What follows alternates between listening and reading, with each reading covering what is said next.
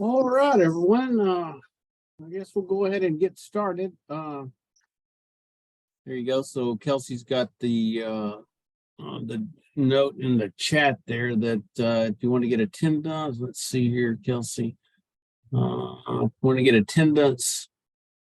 The number is 405-562-5825. So if you'll text that number, and then you'll need to use this code 12464 12464. You can get C credits for the presentation today. So I'm looking at about 3 different ways while we talk here. So I hope that's not distracting. Anyway, welcome to CD seminar. This is workforce development. This is a workforce development grant through the Department of Mental Health and Substance Abuse Services and the Department of Psychiatry. We meet on Fridays and we talk about aspects of substance use, abuse, training to help develop the workforce in this area. And glad you could be with us today. So I'm going to share my screen real quick, just kind of let you see what's coming up in March. There we go. So you can see, I want to talk today about, this is number 2 on supervision ethics, or supervision and ethical considerations. We'll talk about that here in a minute.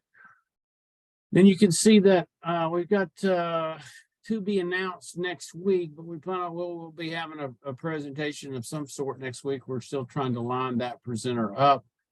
Then you can see on the 17th, we're not going to have one. For most people, that's spring break. And so if you have kids, you may be wanting to get away and do some spring break with the kids. If you don't have kids and you teach, then you may want to be doing something else on your own. Or if you're just going to take a break on the 17th for spring break. And then coming back on the 24th, Carrie Harrod's going to talk with us. She's the regional director of SAMHSA. She's out of Dallas, has about a 4 or 5 state area that she directs SAMHSA activities, and she's going to talk with us some about what's going on in Oklahoma and SAMHSA. So you want to tune into that one. And then the last on the 31st there, it's really not too big. I mean, I can tell you that the objectives will be related to substance use and genetics, and Dr. Hawford and Dr. DiMazzaro are going to talk with us about genetics and substance abuse. We hear a lot about genetics and substance abuse, and RNA and DNA and proteins, and how people have a predisposition due to genetics and those kind of things. So they're going to talk with us. We used to have 1 or 2 lectures, one kind of just being the basics of how you understand genetics and what is that DNA, RNA, what do they actually do? What are those 4 proteins? And, how does, what are telomeres and all those kind of things that, we kind of need to have a basic information about if we're going to talk about substance abuse and genetics, and then specific. So Dr. Hawford and DiMazzaro will be here to talk about that with us on the last Friday in March. So that's what we've got. That's what we've got coming up. So any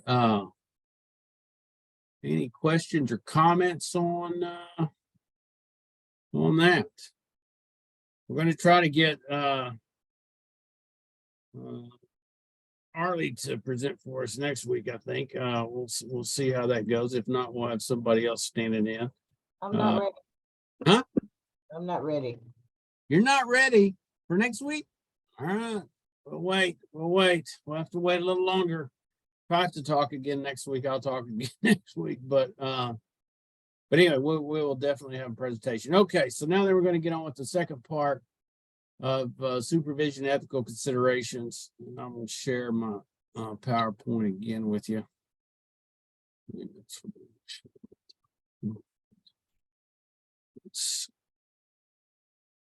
All right, does everybody see that? Yep. All right, thanks. So we're going to talk about this for a bit today, and if you have any questions along the way, feel free to stop me. I'll stop along the way from time to time to point out a few things, and then at the end maybe we'll have some time for questions. We're covering a lot today. If we don't get to it, we'll cover it in part 3.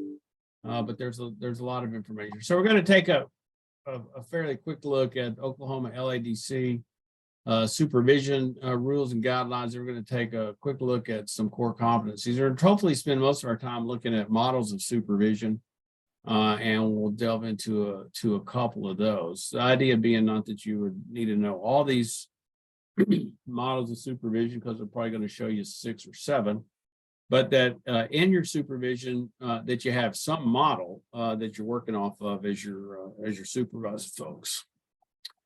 All right. So here's the Oklahoma statute, and there's a website. So if you get a PDF of this from Kelsey, you'll have the website. So I looked at that earlier today, but this is what we'll talk about here. And so what are the requirements? So for supervision, well, you need a board-approved supervisor. It has to be licensed in good standing, and at least 2 years of practice in Oklahoma. If by endorsement, that means you come in from another state and your LADC license is endorsed. In other words, they say, okay, you met the requirements in Texas, and so we're going to give you a license in Oklahoma. Then you have to be in Oklahoma for a year, and then you have to be in, of course, good standing.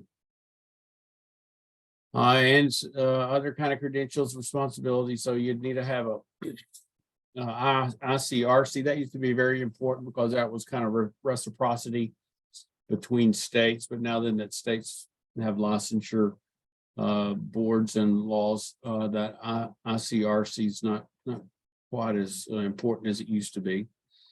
There is an Oklahoma board-approved supervisor training, and so this can be one of it, part of it, the 3 hours of supervision training or ethics training.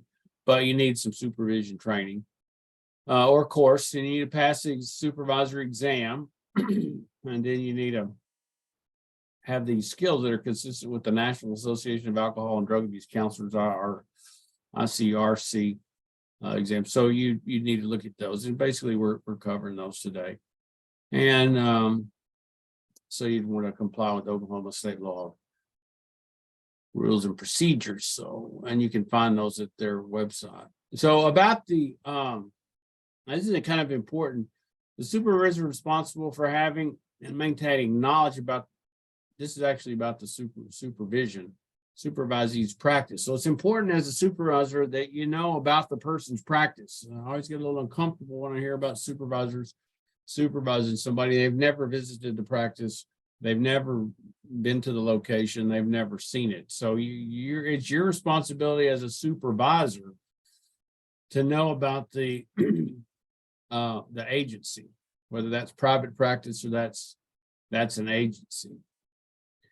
And so the supervisor is responsible for providing professional consultation and monitoring the ethical and professional practice. So the person, the supervisor really, is kind of loaning their license to the supervisee to practice, and they're responsible for the practice. So having some visibility and feeling fairly comfortable with the people you're supervising is important, at least in my mind.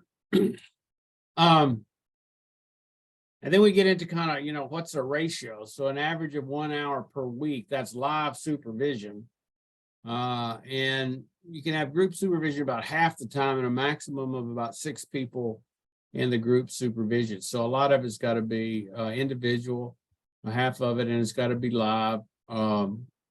And there's a little bit more here about the ratios of this.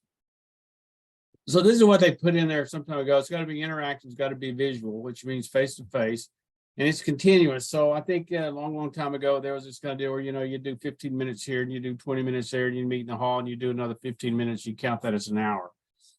So so that's done away with it. So it's got to be like we spend an hour, 45, 50 minutes, an hour basically in face-to-face supervision. There's some new rules that look like on the website in the last training that I went to, where they've changed up video supervision. I think that's coming out of the pandemic. They relied more on video supervision. And I think by that, what they're talking about is like on a Zoom call or a FaceTime or something like that. So with the interactive video supervision related to the skills, knowledge, practice. So these would be the kind of things you'd be focused on if you're doing it. So 4 hours face-to-face per calendar month is going to be about 1 hour a week. And so here they say that when unforeseen circumstances arise that result in supervisors providing less than 4 hours a month or less than 2 hours every other week. So that's kind of, to me, that kind of means, well, we prefer it to be once a week for an hour, but in case that can't happen, you could go 2 hours every other week. And that would still meet that kind of ratio of 4 hours a month or 4 hours a week. I mean, an hour a week, 4 weeks in a month, because then they go on to say, if you're going to, if you're not going to be able to do that minimum of 2 hours every other week, then you need to have notice that the supervision's been interrupted. And the LADC board's pretty clear about this, and you'll see this rule here in a minute. I mean, you're pretty well responsible for the supervisee's practice. And so if there's any significant interruption, the board wants to know about it. And significant means less than every other week for 2 hours. And they're going to say, it needs to be supervision that's directed towards the provision of care to patients. It can't be clinical meetings, that's, where you're talking about other kinds of stuff. It can't be counted as supervision or group supervision. So it's got to be directed to the supervisee about their skills and their interaction with the patients. So it can't be staff meetings, team meetings, those kind of things. Okay.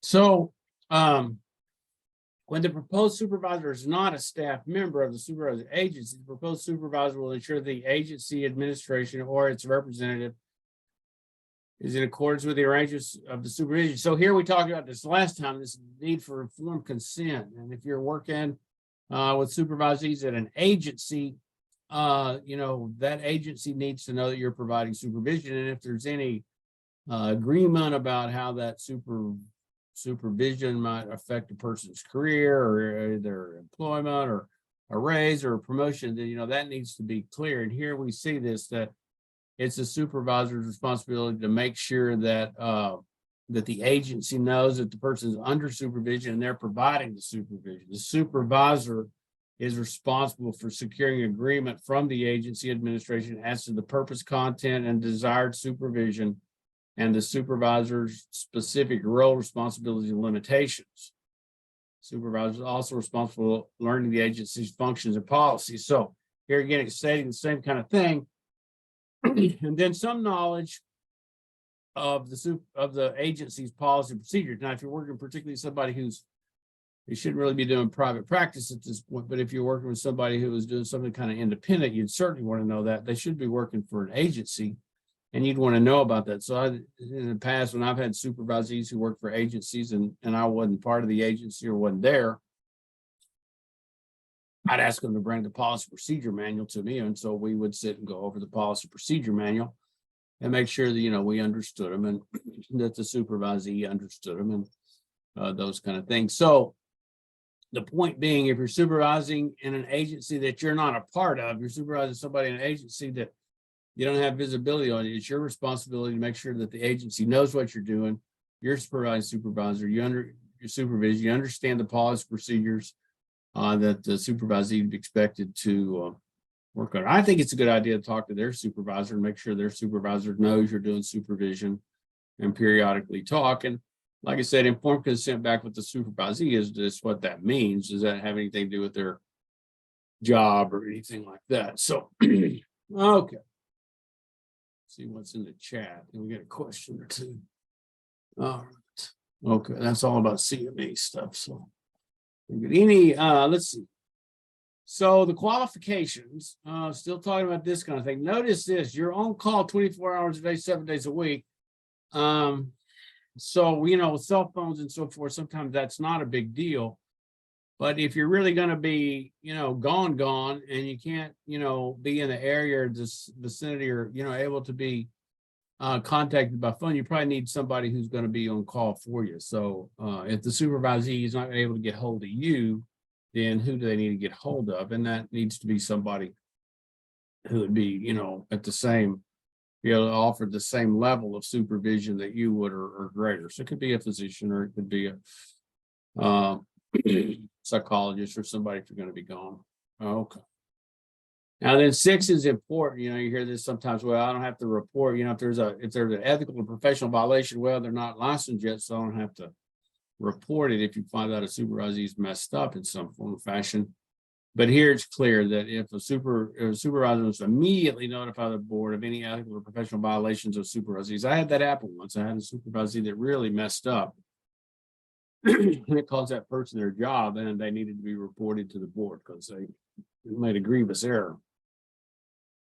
And so if you're going to terminate the supervision, you need to do that within about 2 weeks to make sure. And that's important too. Sometimes you get, particularly if you're working with other agencies or somebody moves off or they take a job or something and they've been your supervisee, you might just assume that they're going to notify the board that they're done with you as a supervisor, but that may not be the case. So I always try to send a letter saying, as of we've terminated supervision, person moved, or whatever you need to say, but let the board know, and you have proof that you've terminated the supervision. So you don't go 6 months down the road, find out something untoward happened with that supervisee, and people still think you're responsible for their clinical practice. So I would encourage you, if you have that happen where a supervisee terminates for whatever reason, assuming it's a good reason, they got a promotion, they got a job, moved out of town, or spouse moved to another state or something, you're going to terminate. Make sure that, you don't just assume that they're going to do that for you.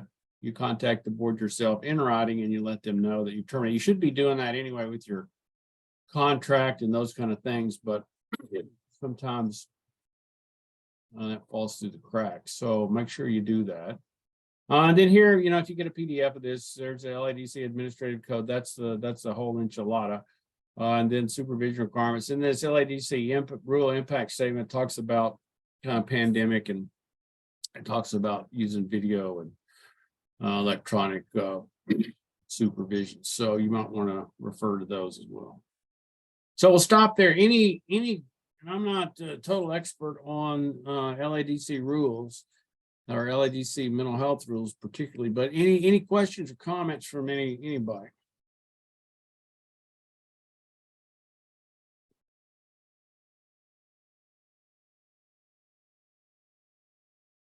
All right, I'll take this. Anything in it? You got something on arm? No. All right. I'm thinking. I can't think of anything. All right. So let's move on here. So this comes from a guy named Munson. He's a PhD clinical social worker up in the Northeast. I think it's in Boston. I'm not for sure. But anyway, so he says that these are the Bill of Rights. So these are things that he would say that every supervisor owes or supervisee.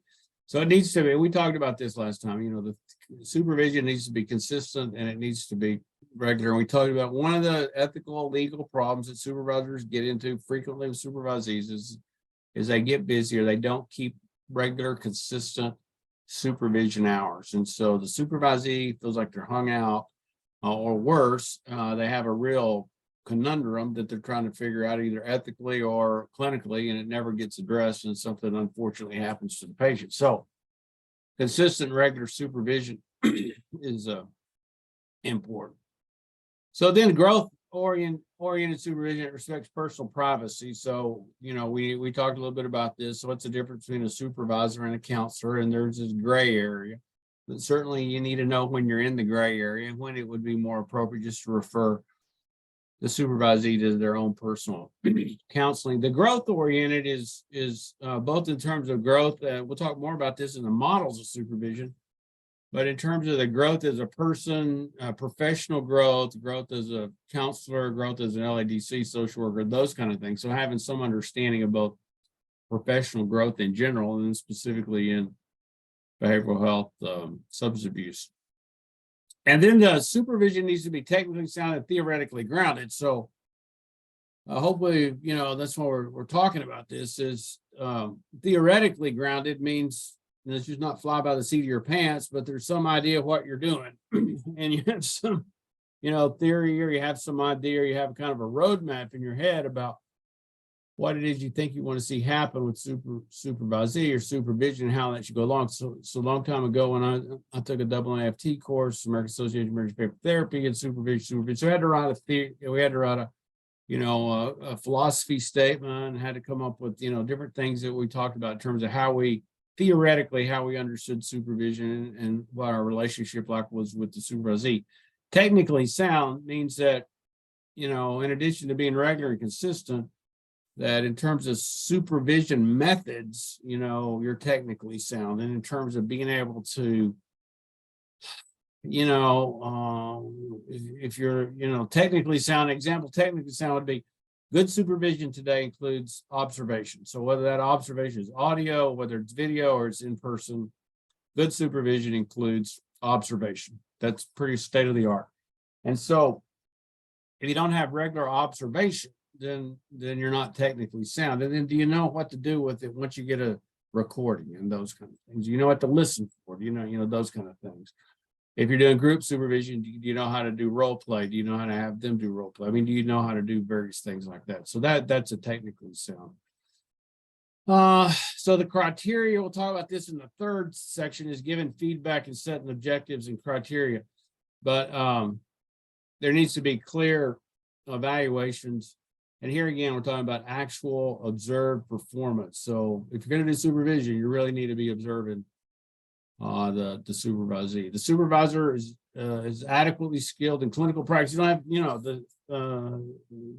you hope as a supervisor, you're pretty good at your actual, psychotherapy counseling skills, but you also need to be trained in supervision. So we talked about that, I think, in the first section, that just because you can be a good therapist doesn't mean that translates over necessarily to being a good supervisor, because there's a theory for supervision. Some of what we're talking about now, and there's some techniques for supervision as well. So these are related, but two different sets of training. And then Borders talks about these 7 competencies. Here again, this is kind of the same thing. You need to know something about counselor development, professional development. How do people move along? How do they develop early career, mid-career, late career? Something about supervision methods and techniques. Here we're talking about observation, how you use those. How you manage the supervisory relationship. And that's obviously, part of it. You need to know something about legal and ethical regulations, professional regulations or comportment, how you act as a professional, what's expected of you as a professional. In the last, on the number 3, next time we talk about evaluation and feedback. So it's important to know something about formative, summative evaluation, those kind of things. And then administrative skills. I mean, that includes keeping your sessions, but it also means something about knowing about the paperwork and knowing how to organize that if you're billing, and how do you bill, those kind of things. How do you, informed consent relate to agencies and all that. So this is what Borders would say. These are kind of 7 core competencies. So before we get to models, any thoughts on core competencies, experiences you have all have had as supervisors in terms of things is good to know?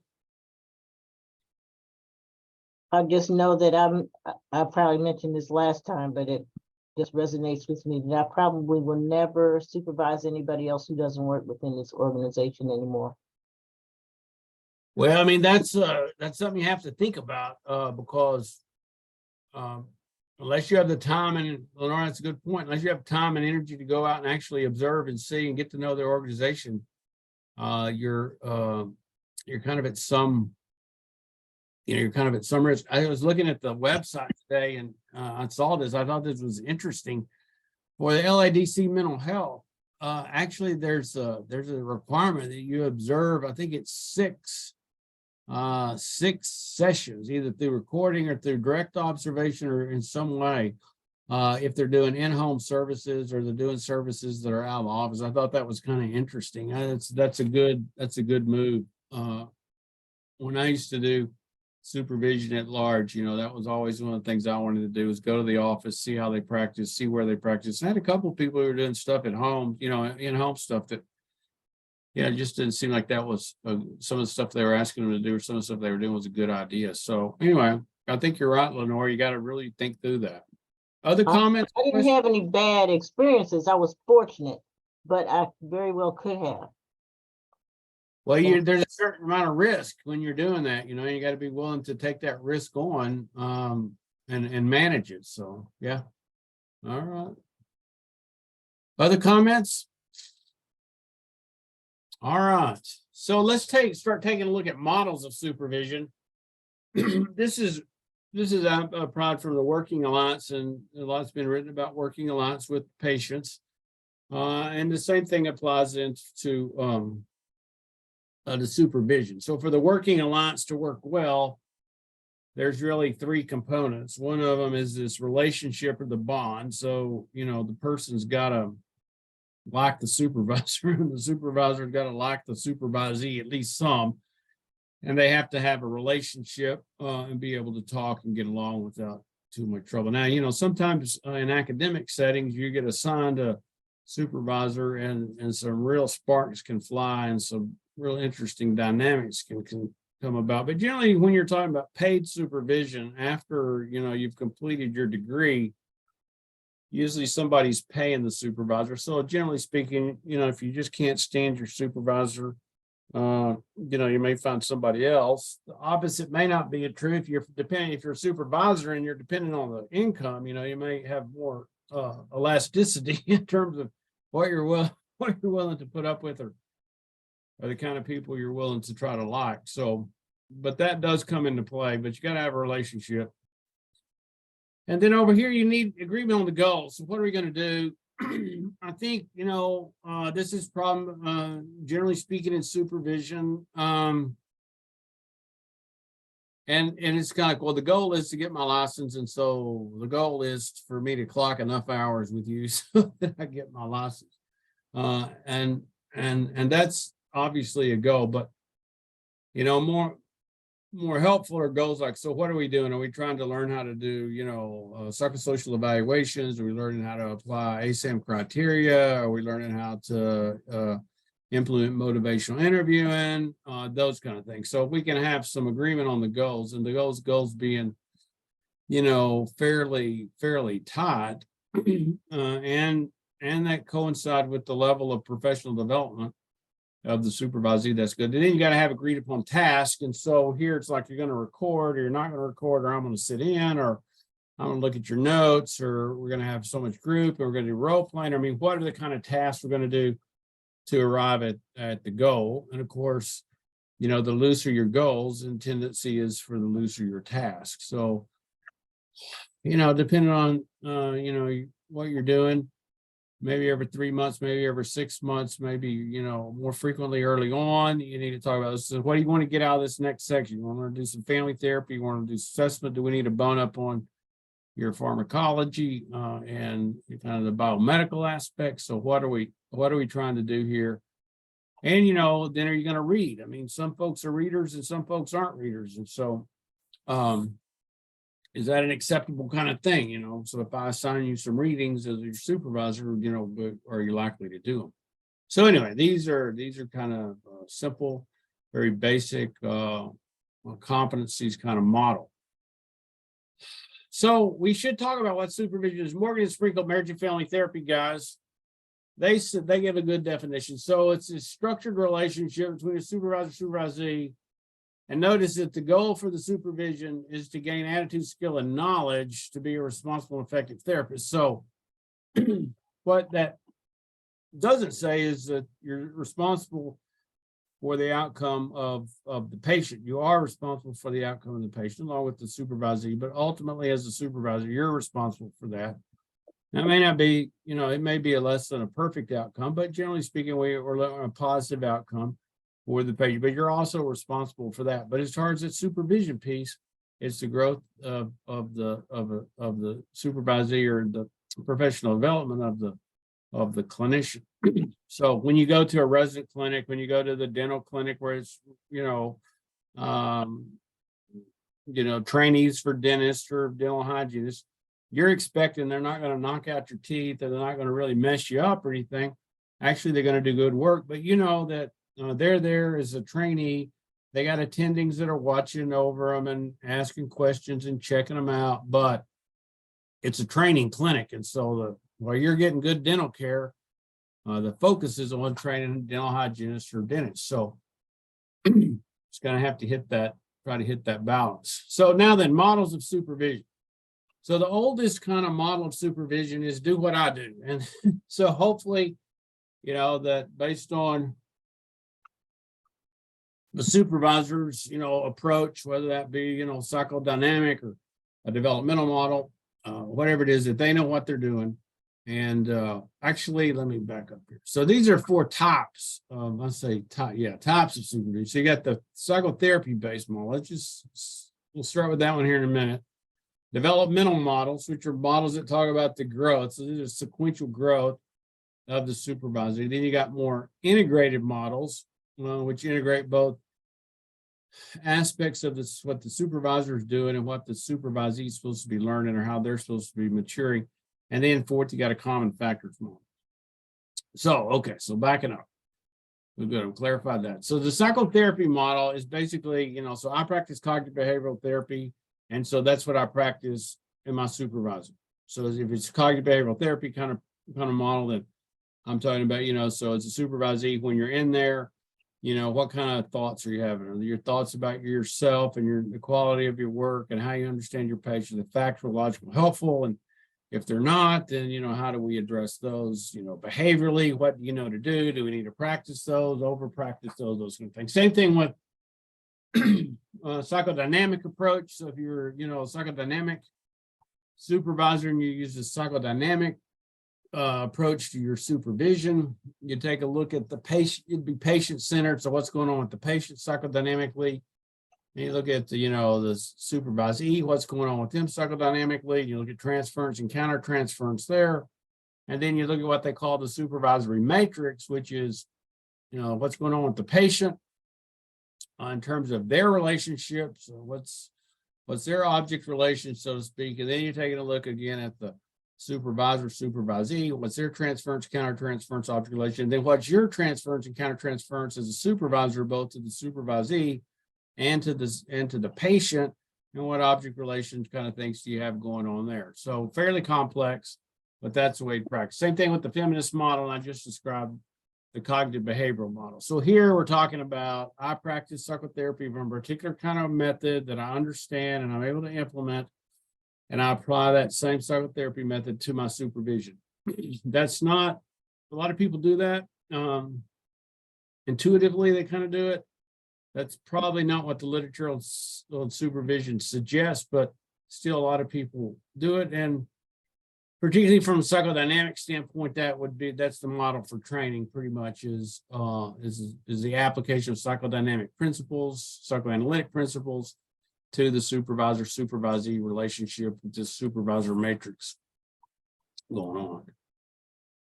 Now then, this is kind of more of a developmental model. So this is the Stoltenberger's model, and it's an integrated developmental model, the IDM model. And so it talks about 3 different levels of development. And the first one is the entry level, the level of development. So here, a person coming in and kind of their mindset is, I want to do it right. Tell me what to do. What do I do next? And it's very linear, and it's very kind of macro skills. So there's nothing wrong with this. This is just where people start. So did I do it right? Did I introduce myself right? Those kind of things. A lot of anxiety on how am I coming across? Am I getting it right? Do I understand it right? What do I do next? And so there's a lot of emphasis, folks, sometimes early on in the supervision when they're kind of at level 1 is toolbox, evidence-based things. Show me what to do, tell me what to do. So there's nothing wrong with that. You just, as a supervisor, need to recognize that that's where the trainee is. And so you're going to, for a while, hopefully not forever, but for a while, you're going to be talking about what's the next thing to do. What's the skill you need there? How do you do that? How would you deliver that? How do you organize that? Those kind of things. So they're micro level skills. And you're wanting the supervisee to feel like they're getting it so that their anxiety goes down and they're not always in a state of anxiety. If they stay in state of anxiety and nervousness long time, then that's not good. Something else is going on there. But initially, people are going to be anxious about doing it right. So if you're going to extract somebody's tooth or you're going to clean their teeth or something like that, and you are a young dental hygienist or dentist, you want to do it right. So am I hitting it right? Am I drilling it right? Is this the way we do this? So think of the same kind of thing at an entry level supervisee trainee. So a lot of highly motivated, they want to do it right, a lot of anxiety, and it's kind of micro skills. Now then, after a while, 6 months, a year or two, depending on what you're doing, you move on to kind of level 2, and here you kind of got the basic skills down. And I kind of got this. I kind of figured this out, so I can do some interventions. Maybe, I can explain some things in a way. And I'm getting a response from the patient. I'm getting a good response from the patient.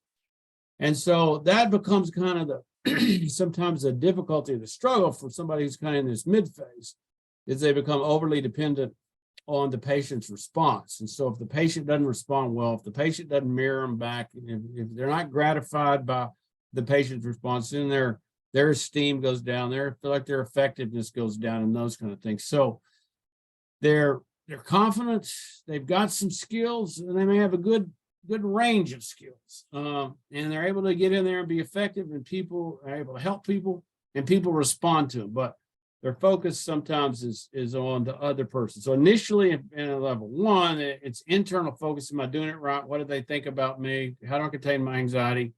And kind of in the middle phase, the trainees focused on not only doing it right, but how are you responding? How are you getting along? How are you doing? And so sometimes there's this over involvement, over reliance, over extension of the clinician pages. So I mean, I can think of some examples. I think of one time it's kind of a mid-stage clinician, and so I ended up talking with them. They were doing stuff that would be inappropriate. I mean, they were overly helpful to the patient. They're giving them a haircut and doing stuff like that. It's like, no, that's not part of what we do.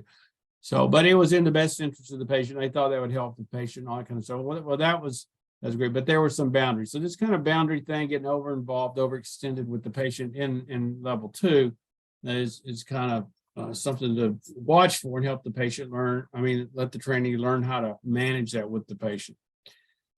And then level 3 is kind of an advanced. So we got a pretty secure identity. We got the skills in hand. We're not as much, we're concerned about the patient gets better, but we're not as concerned about the patient liking us. We know that it's important for the patient to like us. It's important for the patient to feel good about what we're doing. And it's nice to be gratified by that, but that's not the main hook for us. The main hook for us is actually practicing our skill well. And so we have what would be considered more accurate empathy and objectivity. And then the focus becomes on, differential use of yourself in service of the patient. So how do I need to interact with this patient to help the patient, gain sobriety, help the patient find deeper recovery, help the patient deal with the spouse or with somebody who's using substances and maintain their sobriety. So it's more about how do I use myself, and it's more like think of it kind of like a master craftsman. I mean, hopefully, as a master craftsman, you're still not learning how to do, the basic carving or painting or those kind of things, but you've advanced beyond that. And it's just not about what you're going to be able to sell at the art show or what, people are going to like, but it's about really expressing kind of what it is you do. You want people to like it, you want them to buy it, and you want to show your skills, but you want to show your ability as a practitioner. So anyway, so a lot of people have talked about this. Stolenberg's talked about this, and it's been written about quite a bit. So I think this is a good one to keep in mind in terms of professional development, because I think to a degree, when you're talking about counseling, you're talking about dentistry, you're talking about physicians, you're talking about, lawyers, you're talking about accountants. You can kind of see these three kind of broad steps in terms of professional development. So yeah. Now, Caslow, Friedman, they're social workers. They came up with these kind of 6 stages as they talked about it. So we'll go this kind of quickly, but somebody begins with a lot of anticipation and excitement. And usually this starts in the practicum years in a master's level. And then, like we were talking a minute ago, this dependency and identification. So begins with the patient, begins with the patient's assigned, ends with the therapist, has significant impact on the patient. So you really learn, hey, people actually think what I'm doing is helpful. And then activity and continued dependence. The trainee realizes he or she's been taken seriously for a couple of years, and they do know something, and they are helping people, and that's gratifying. And then there's this period of like, hey, I think I know what I'm doing here. I think I really am a social worker or LADC or counselor or psychologist or what it might be. And then that identity kind of really begins to develop as kind of a young oncoming professional. And then there's this kind of calm, collegiality that covers, I've seen most of the things I need to see. I've encountered most of the things I need to encounter. And I feel fairly confident that I can do what it is that I need to do. Now, there may be things that are kind of outside your comfort level that you need to get additional education and training on, supervision, consultation, but for the basic stuff, you feel like you got it and you feel like you know what you're doing. Now, when I was like, just out of school, first master's, for doing this, I had a mentor psychiatrist, Dr. Miller. And so we were walking across campus one day and we were talking about, professional development stuff. And he said, and I got out of my residency. And he said, Andrew, you got your microphone. Getting a lot of feedback, Andrew. So anyway, he said, it took me about 10 years to feel like I got it. And I said, gee whiz, Dr. Miller, that's going to take forever. I don't know that I can. Really, I thought I'd be able to do that quicker. He said, no, I think so. Well, sure enough, about 10 years, I felt like I was kind of, knew what I was kind of doing. And I think that's about how long it takes for, psychology, physicians, LADC, social workers, those kind of things. It takes a while to get your feet underneath you and then to kind of experience enough stuff and go through, difficulties with patients and colleagues and experiences in the business that you kind of say, okay, I think I got this. So, that early mid-career is, 35 or, 40, depending on when you started, those kind of things. But anyway, so that's kind of interesting. You told me that I didn't want to believe, but I found that was probably true. So here's another one. So this one really begins kind of the lay helper. That's people who are kind of inclined to want to do this. Then you have, okay, you go to school, you kind of learn how to do it. You get a lot of good information. Then you become kind of an advanced student. You're making A's. You're doing your practicums really well. Then, you graduate. You're kind of a novice professional. And then, I got to do this for a living. And how's it going to work? Kind of moving that experienced professional. Then you're kind of a senior level professional. So. All right, I need to move on here. So these same guys talk about these 14 themes. We've kind of talked about this, but we'll mention a few of these. So this idea about professional development, increasingly higher order integration of the self and the person, the professional self and the person self. And you see that happening early on. Trainees want to know how to do this, how to come across those kind of things. And as you move along over the years, and so most of us will be through, most folks, professionals get through with their supervision in about 2 years. And that really is just kind of, okay, now you can start practicing independently, but that's not the end of, early professional development. That continues. And so one of the reasons that having colleagues or consultation or those kind of things after your supervision is really important. I think it would be a shame if somebody got, independently licensed after their master's or whatever, PhD or whatever they had, and then, did their 2 years of supervision, passed their exam, and they went into like isolated, solo practice. That would be a lonely kind of world. And I don't think it would promote this kind of integration of professional self and personal self. And so, like we talked about, you go from internal to external to internal. So, worrying about yourself and how you're doing and what people think of you and quelling your anxiety. So then that kind of external focus on how the patient doing, what does the patient think about me, patient's getting better, those kind of things. So back to, as a seasoned practitioner, am I practicing my skill in my art, am I in a way that I like. So there's this continuous reflection in terms of looking at what you're doing and how you're developing professionally. And we'll talk about that in a minute, but there's various levels of professional development. I think this commitment to learning is, we talk about that now as lifelong learning, but that's extremely important. Just because you get your degree, your terminal degree, doesn't mean you're through. It just means that you're getting started, really. And so continually kind of being a learner, trying to expand kind of your horizons, develop some skills, improve some skills, those kind of things. So this commitment to learning. The cognitive maps change. Like I said early on, it's like, how am I doing this right? How do I do it? How do I put it together? So that's the cognitive map. And then as you move on, your cognitive map begins to expand and you begin to kind of see relational patterns. And then maybe in more advanced seasoned practitioner, it's really pattern recognition. And sometimes you're not even sure, it's hard to articulate exactly what pattern you're recognizing or what you're aware of, but you are through your experience. And so this internal expertise that we're talking about. It's long, slow, continuous. It's a lifelong process. We talked about that. We talked about beginners. There's a lot of anxiety. Have major influence. And I can say, I'd be interested to hear from other people. I probably learned more from patients than, after I got out of school than, anything else. I mean, particularly if you're paying attention. I mean, your patients really teach you so much. You get a lot out of books, you get a lot out of instruction, but it's your patients, and I think, who teach you. I can think of Bill and Mary, who taught me so much about working with chronically mentally ill folks.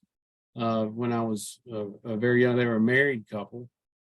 She was a bipolar person and had pretty severe diabetes and some other kind of things, and even diagnosed with schizophrenia and had epilepsy. And they were married in a state hospital. And anyway, I learned a lot sitting with them, for a year or two, hearing about their struggles, living in that kind of poverty and those kind of constraints. Learned a lot about empathy and what that was like. So you learn a lot from your patients. You develop these kind of strong affective bonds, particularly with patients for a long time. Extensive experience with suffering contributes to heightened recognition, acceptance, and appreciation for human reality. So that really comes on, I think, probably a little later in professional development as the person begins to kind of struggle with kind of the human dilemma. And this is kind of interesting. So for the practitioner, there's realignment of self from hero to client as hero. So you kind of move from thinking, I'm helping make this change. I'm doing this. I got these techniques and strategies, to really appreciating that the client's got to put the work in and be well. So anyway, so this is we're going to run out of time here. So let me stop before we get into these more integrative models. Any comments or questions or thoughts?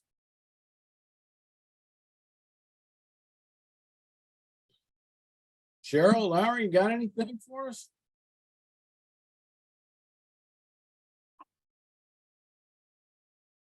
Cynthia, you got anything for us? See if I recognize anybody else, actually.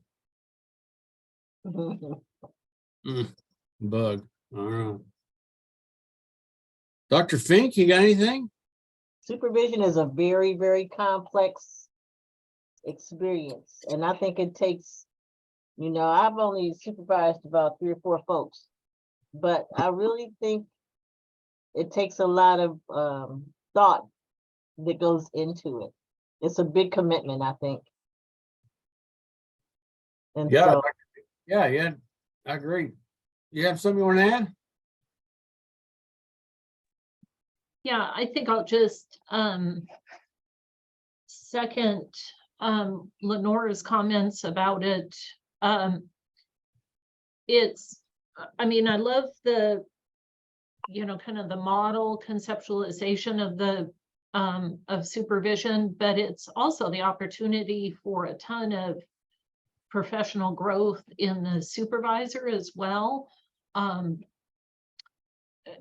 learn things from my supervisees, and I just, I love the whole developmental process, for expanding my own learning, as well as those of my mentees.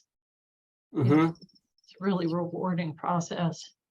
Yeah, I think it is, rewarding. It's a way to give back to the profession. You meet people and they go on to do super great things as you get a little older. And it's always, inspiring to see, folks go on and do really neat things and come back and talk to you about it and that kind of stuff. So I feel like you contributed some to the profession and the individual's growth and development, welfare. Yeah, I agree.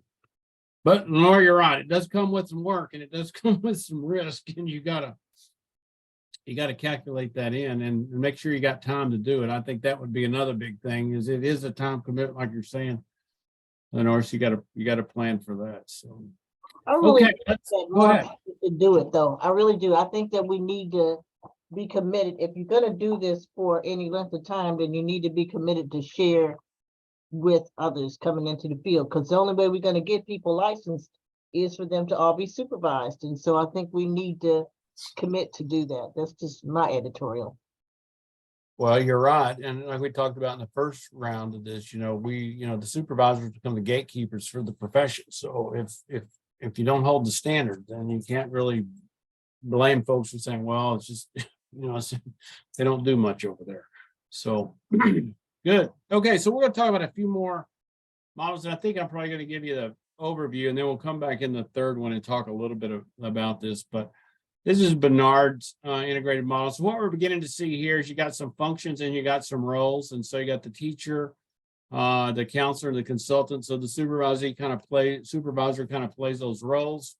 And here you're really talking about the process of the work. And then you're talking about the ability to conceptualize what it is you're doing and understand how that comes into play. And then the personalization of the profession. So you see the roles and the functions. And so this was an early model. Holloway's got one that's a little bit more complex. And so we're going to talk about tasks and functions. So here are the tasks. Well, these are the kind of things that you would, if you're trying to benchmark the supervisor, these would be the kind of things they need to be looking at. Areas of concentration would be, counseling skills. Can they conceptualize cases? They know how to use a theory, professional role. Do they know their roles? LADC, social worker, psychologist, whatever it may be. I mean, do they know their role and what's going on? Emotional awareness is this kind of thing about, how are you doing? Are you in tune with the patient? You know what's going on with you? Talk about that transference, countertransference kind of stuff. Talk about that. And then self-evaluation. Are they able to reflect on what they're doing and make some kind of, so you want these kind of tasks to be involved. Now then the supervisor kind of has some different functions. So obviously he or she may be the evaluator. So obviously for licensure and for those kind of things, you're going to be evaluating the person.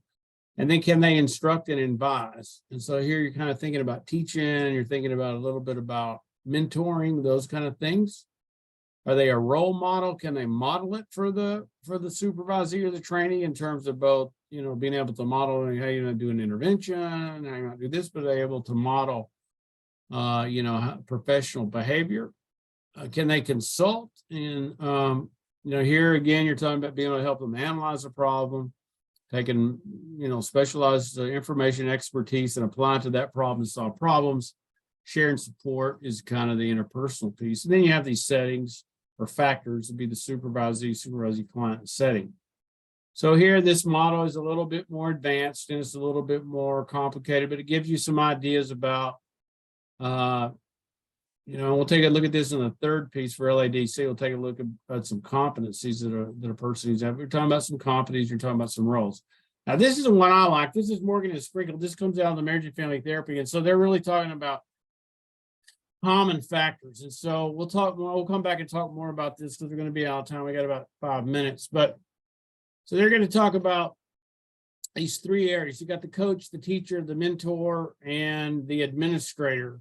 And so those are really the kind of roles that the supervisor may play. Now, they're and this is all mediated by the relationship between the trainee and the supervisor. And then you have 2 emphases. You have a clinical emphasis or competence, and then you have a specificity. And so on the emphasis at the low end here of professional competency, and by low end, I don't mean like low competence. I just mean very generic kind of professional competency. So this would be like, as an LADC, do you know something about the biopsychosocial factors related to substance use, withdrawal, intoxication, those kind of things? Do you know something about motivational interview? Do you know those kind of things? And then when you go up here to clinical competency, so these would be, like I said, professional competency is kind of very basic kind of things. LADC, social worker, psychologist, physician, dentist, they kind of fit here. And they have those basic kind of competencies as a professional. Now, then when you get up here, then you're talking about clinical competence. So these get more specific. So as a LADC, are you really, do you know a whole lot about substance abuse? Do you know about community resources? Do you know about those kind of things? A psychologist, do you know about testing?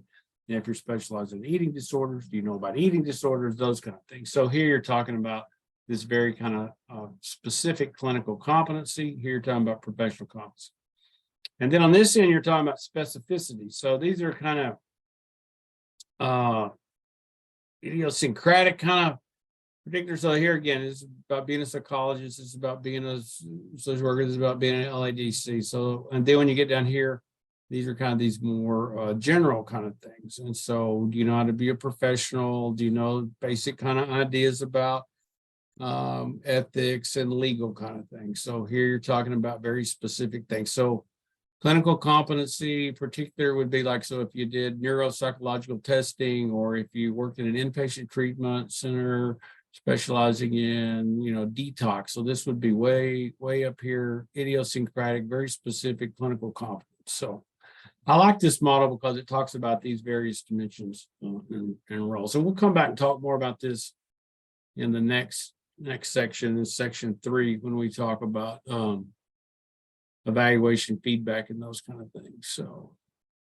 here it is, the 3 dimensions: clinical and professional competence, individual supervision, the nature of the relationship. So they talk about being collaborative and directive. And then here are your roles: the coach, the teacher, the mentor, and the administrator. So I'll not show you this little cute video, but I don't have time. But any other concluding questions or comments before you get started on your weekend?